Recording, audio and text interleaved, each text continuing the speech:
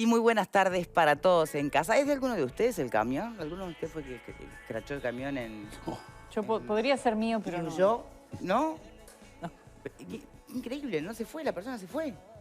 Bueno, ¿qué va a hacer? Lo bueno es que no le pasó nada, no le pasó nada a nadie, pero que... ¿Dejó el camión? Dejó el camioncito, dejó el petate. Bueno, muy buenas tardes para todos. Varios temas vamos a estar conversando en el día de hoy, pero uno de ellos que se está justamente votando en esta tarde y además en sesión extraordinaria, porque está en pleno el receso parlamentario, era uno de esos temas que vienen como pendientes de hace mucho tiempo. La famosa personería jurídica de los sindicatos.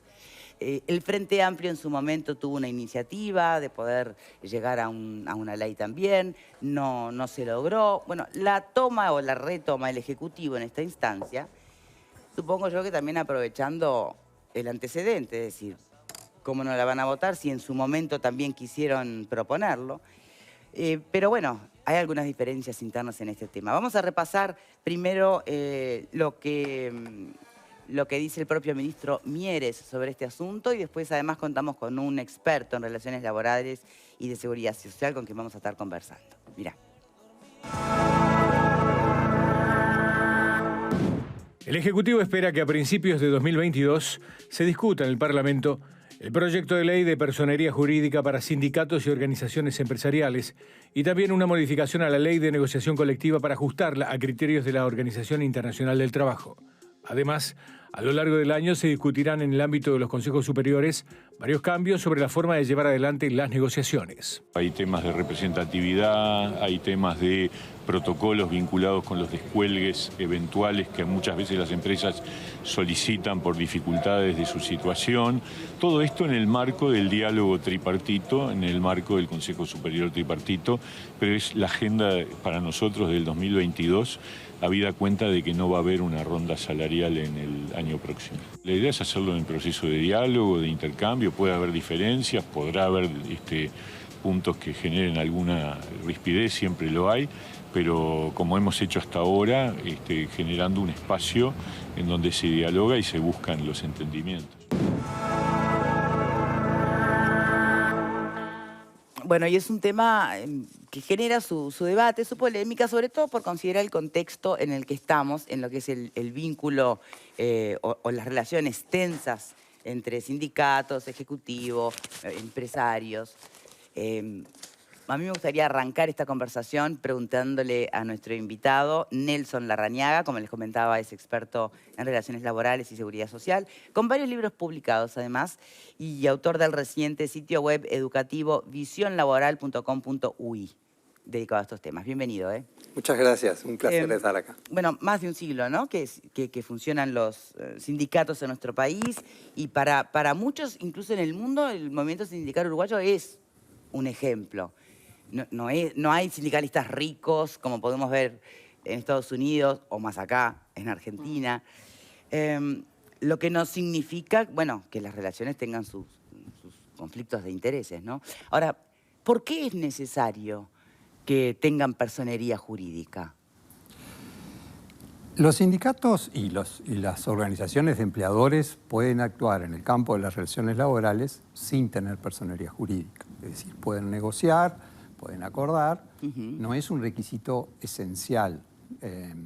Lo que sí, necesariamente una personería jurídica, que para que explicar a los oyentes, a los televidentes, es una persona distinta de las personas físicas, se crea en un papel, ¿verdad?, un estatuto, y la autoridad le da un rango jurídico.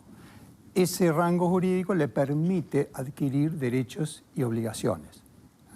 Entonces, en caso de, por ejemplo, incumplir un contrato, cualquiera de las partes que incumpla, si no tiene personería jurídica, van a ser responsables las personas físicas, ¿no? Esa es una virtud de tener una personería jurídica, tanto para ejercer derechos como para ser responsable de las obligaciones, ¿no? Por ejemplo, en el campo laboral, tanto empleadores como sindicatos suscriben convenios colectivos de trabajo. Sí. Convenio colectivo es un contrato. Sí. que genera derechos y obligaciones. Bueno, en el caso de que una de las partes incumpla y se quiere actuar la responsabilidad, ya sea de la organización de empleadores o de trabajadores, ahí es donde es muy importante tener personalidad jurídica, porque ahí la responsabilidad es de la persona jurídica y no de las personas físicas. A ver, bajando más a tierra, Sí. sobre todo este ejemplo, ¿no? Porque planteado así, pareciera que solo trae beneficios para todas las partes. Pero ahora, por ejemplo, Frío Pan, ¿se acuerda? La ocupación con destrozos y demás. Bueno, ¿hubiera sido distinto que tuvieran o no personería jurídica? ¿Les Claro. cabe responsabilidad penal? ¿Les cabe responsabilidad civil? ¿En qué se traducen los hechos? A ver, desde ese punto de vista, si el sindicato hubiera tenido personería jurídica, hubieran sido responsables de los daños y perjuicios. Sí. Dejemos de lado el tema penal, de la cual yo no soy experto, pero sí en la parte civil, Sí. por esos daños, sería responsable el sindicato y, vamos a decir, en este caso los dueños de la empresa podrían haber actuado en contra de los bienes del sindicato. Por ejemplo, la cuota sindical. Bien. O si tiene un local sede del sindicato. Bueno, Bien. son esas posibilidades de poder responder frente a los eventuales daños que puedan ocasionar. Bien. ¿Qué pasa con justamente la cuota sindical, ¿no? Que es algo de cuando a veces se empieza a poner más tensa, más turbia, los debates y las discusiones que tienen que ver con el sindicalismo, aparece allí lo de qué hacen con el dinero, ¿no? ¿Esto supone una lupa sobre cómo van a manejar los dineros de la cuota sindical o no necesariamente? No necesariamente. Porque es decir, durante los gobiernos anteriores se aprobó una ley que establecía de que los consejos de salarios tenían facultades para reglamentar la retención de la cuota sindical. Eso se hizo y está funcionando. Y eso está vigente. El tema es que si el sindicato no tiene personería jurídica, el dinero recaudado va a cuentas de los dirigentes, personas físicas. Sí. Entonces eso plantea un problema si infortunadamente alguno de ellos fallece, ese dinero queda atrapado y tiene que ser objeto de una sucesión. Sucesión, exacto. ¿No? Entonces ese dinero queda inmovilizado. En cambio, si va a una cuenta de la persona jurídica, es irrelevante el hecho de que fallezca alguno de los dirigentes sindicales. O sea, que salvaguarda los intereses de los propios afiliados.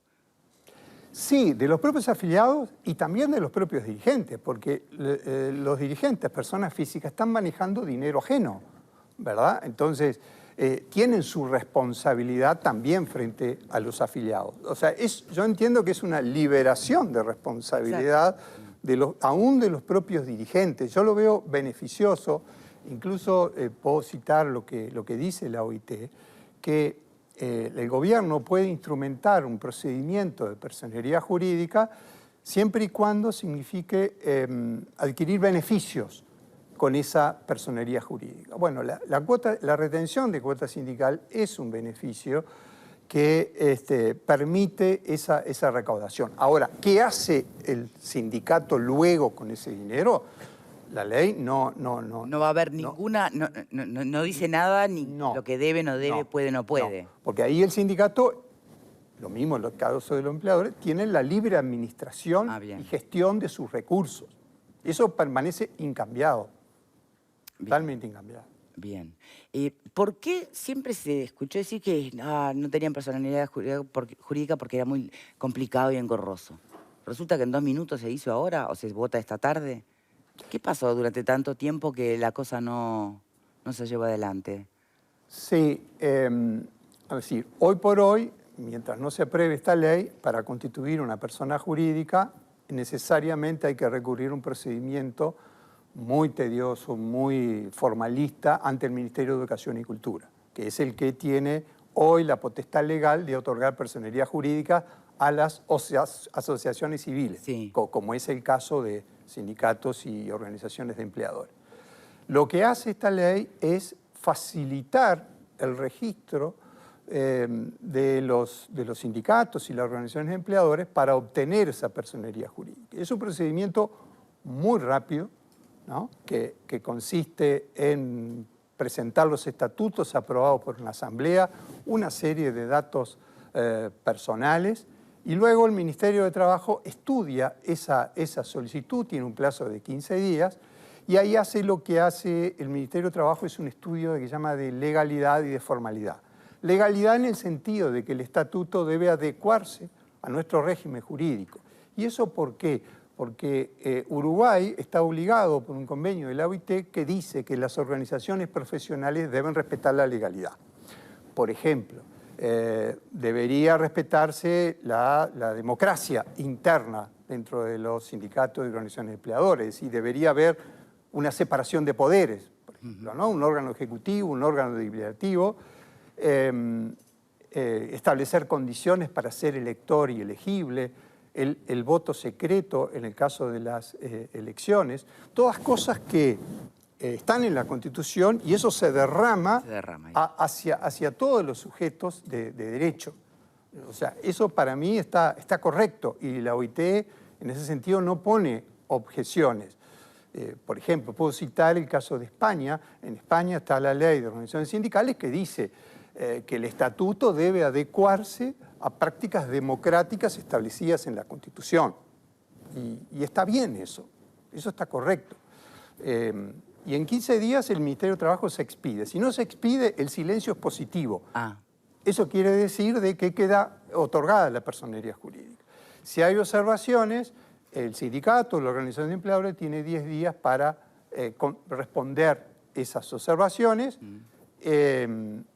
Y bueno, si el Ministerio no las acepta, tiene 10 días, o puede no aceptarla en forma expresa, o dejar vencer el plazo, en cuyo caso también queda el silencio positivo. ¿Qué debería pasar con el PIT-CNT? Que no es un sindicato, sino es una mesa central, ¿no? Eso como un plenario, ¿cómo se resuelve? No, el PIT-CNT es un sindicato. Lo que pasa es que en los sindicatos hay diferentes grados. Están los sindicatos de empresa, sí, los sindicatos de rama, y después puede haber un tercer nivel, lo que se llaman organizaciones sindicales de cúpula, que son los que están en el... que sería el PIT-CNT. En el tope sería una organización sindical de cúpula. Por ejemplo, del lado de los empleadores puede ser la Confederación General Empresarial, que reúne un cúmulo de cámaras de segundo nivel, ¿verdad? Y las aglutina en una cámara de tercer nivel. Eso es muy común, hacerlo de esa forma, porque la organización tiene mucho mayor fortaleza si tiene una base muy amplia, ¿no? de organizaciones. Sí, claro. Para que, bueno, como todo, ¿no? El eslogan, la unión hace la fuerza. Y eso es verdad. Es decir, en la medida que haya más colectivos unidos y centralizados en una organización común, van a tener mucho mayor fortaleza para la negociación. Bien. ¿Y qué pasa con las empresas donde no hay trabajadores sindicalizados, pero que a su vez, bueno, pueden llegar a reunirse y empezar con un movimiento incipiente? ¿Cuándo dan ese paso de constituirse como tales, tener que tener votos secretos y demás? O sea, en Uruguay existe un principio, como lo reconoce la OIT, lo que se llama el pluralismo organizacional. Eso quiere decir que en una empresa, en una rama de actividad, puede haber uno o varios sindicatos. Sí. Es decir, si hay trabajadores de una empresa o de una rama de actividad que no están de acuerdo con las decisiones del otro sindicato, perfectamente pueden constituir un sindicato. ¿Y cómo lo constituyen? Reuniéndose en una asamblea, aprobando un estatuto, y ese estatuto lo presentan, en este caso, si se aprueba la ley, al Ministerio de Trabajo. Eso lo pueden hacer. Y no son incompatibles que existan dos sindicatos en una misma empresa, en una misma, dos o más. ¿tá? Lo que sí después lo que hace la ley es seleccionar cuál es el sindicato más representativo cuando tiene que negociar un convenio colectivo. Y ahí se establecen criterios de antigüedad, independencia, número de afiliados. Eso está en la ley de negociación colectiva. El defecto de esa ley es que no establece quién es el que define cuál es la organización más representativa. Ese es un defecto de la ley de negociación colectiva. ¿O cuál es el criterio de la representatividad? ¿Cuántos aglutina? Bueno, es decir, un criterio que incorporó la negociación colectiva es el número de afiliados. Sí. ¿Ah? Pero en general se entiende de que el Ministerio de Trabajo es el que decide quién es la organización más representativa. En mi concepto no debería ser el Ministerio de Trabajo, debería ser un órgano independiente. Yo propuse que fuera la Corte Electoral. ¿Y por qué el Ministerio de Trabajo no? Porque el Ministerio de Trabajo es parte de la negociación legislativa. Sí, sí, claro. Entonces, si yo soy parte no puedo ser juez de la representación. Y decidir con quién negocio y con quién no. Eso ha sucedido en el sector de la salud, ustedes recordarán, ¿no? Es decir, el conflicto entre empleadores, entre la Cámara de las Mutualistas y la Sociedad Anestésico-Quirúrgica. Sí, eso generó varios conflictos.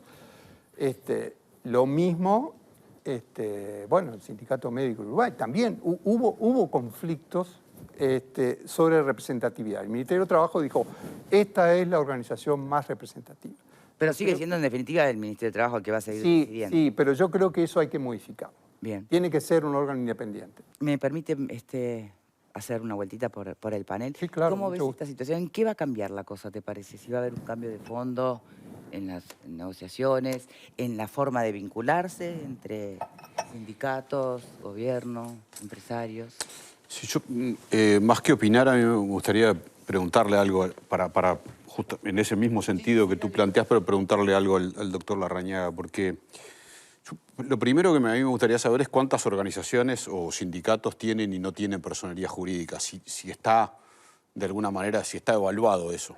Porque muchas veces se dicen no tienen, y hay algunos que tienen. FANCAP el otro día, y FANCAP tiene personería jurídica, de repente otros no. Es decir, eso no hay... Lo que yo quiero saber es, hay un inciso, el inciso 1 del artículo 57 de la Constitución de la República dice que el Poder Ejecutivo dictará las normas para que las organizaciones y sindicatos adopten la personería jurídica. Entonces yo me pregunto, ¿está omiso el Estado en hacer esto hasta ahora? ¿Ha estado omiso? ¿O están omisas las organizaciones y sindicatos en obtener la personería jurídica? Hay un mandato constitucional y hay un mandato de la OIT, el artículo 87 creo que es de la OIT, que digamos, reglamenta esto y mandata esto y sin embargo no se hace. Entonces parecería que alguien está faltando, digamos. Entonces, contestando a la pregunta de Victoria, me parece que es fundamentalmente esto es ordenar y dar cumplimiento a las disposiciones vigentes, tanto constitucionales como de la OIT. La primera pregunta es si hay algún relevamiento sobre cantidad. La otra pregunta es a qué está obligada una personería jurídica, una organización con personería jurídica. Porque usted decía, según la OIT, no puede, todo lo que tenga que ver con la personería jurídica tiene que ser beneficioso para la organización, ¿no? Eso es lo que establece. Ahora, beneficioso para la organización puede no ser beneficioso para la dirigencia sindical. Puede ser beneficioso para los socios, para la propia organización, pero eventualmente, porque si hay algo que tiene la personería jurídica, me parece, es obligaciones. Por eso preguntaba qué obligaciones tiene, pero digamos, se puede ir contra una personería jurídica, no se puede ir contra una organización que no se sabe ni quiénes son ni cuánto están. Es decir, tiene que responder administrativamente por sus ingresos, por sus manejos administrativos, sin embargo, si no lo tiene, no tiene que responder ante nadie. No podría tener ni siquiera una cuenta corriente en un banco sin personería jurídica y sin embargo la tiene eventualmente a nombre de dirigentes sindicales a veces. Entonces puede ser beneficioso para la organización, pero puede no ser beneficioso para el dirigente que tiene su cuenta o no estoy acusando a nadie, pero digo, puede haber un manejo discrecional de determinadas cosas que en este caso se corta, ¿no? Yo no sé si fui muy entreverado, hay varias cosas. No, está bien, está bien. A ver. Respecto del relevamiento de si hay algún registro de personas jurídicas... De sindicatos con o sin personería. Con o sin, eso necesariamente hay que consultarlo en el Ministerio de Educación y Cultura. Hoy, con el cuadro vigente de normas, hay que solicitarlo al Ministerio de Educación y Cultura. Yo no sé si el Ministerio de Educación y Cultura, el registro de personería jurídica es público o no. La virtud de este proyecto de ley es que sí va a ser público el registro de personería jurídica. Así que si cualquiera tiene dudas, si tiene o no personería jurídica, va a ir allí. Y además, la ley dice que todas las que hoy tienen personería jurídica dada por el Ministerio de Educación y Cultura, necesariamente tienen que presentar los estatutos al Ministerio de Trabajo. Es decir, que vamos a tener un registro unificado, eso es muy importante, un registro unificado tanto de personería jurídica, de organización de empleadores como de sindicatos. Eso es muy importante. Después lo segundo que tú decías es, la Constitución en realidad mandata a la ley para regular reglas sobre otorgamiento de personería jurídica. ¿Ah? En ese sentido, o sea, el Estado, el Parlamento, hasta ahora no había dictado normas que cumplieran ese mandato constitucional. Ahora bien, como yo dije al principio, el adquirir personería jurídica no es un requisito esencial. Y a tal punto, y eso lo dice la OIT, que el proyecto de ley que hoy se va a tener media sanción dice que el registro es facultativo, es decir, no es obligatorio tener personería jurídica. ¿Ah? Si quiere progresar hacia la personería jurídica, bueno, necesariamente para recaudar la cuota sindical va a tener que tener personería jurídica. Es como un empuje a los sindicatos. Eso por la ley que se promueve ahora. La que se vota. ¿Y es constitucional esa ley? Bien. ¿Puede la ley establecer una obligatoriedad no siendo obligatoria la personería? ¿Puede establecer si no haces personería no tenés retención de cuota? Bueno, Vamos a la respuesta después de la pausa, ¿puede ser? Sí, como claro. Ahí está. Hacemos la primera pausa, venimos y ampliamos esta última pregunta. Adelante. Que no te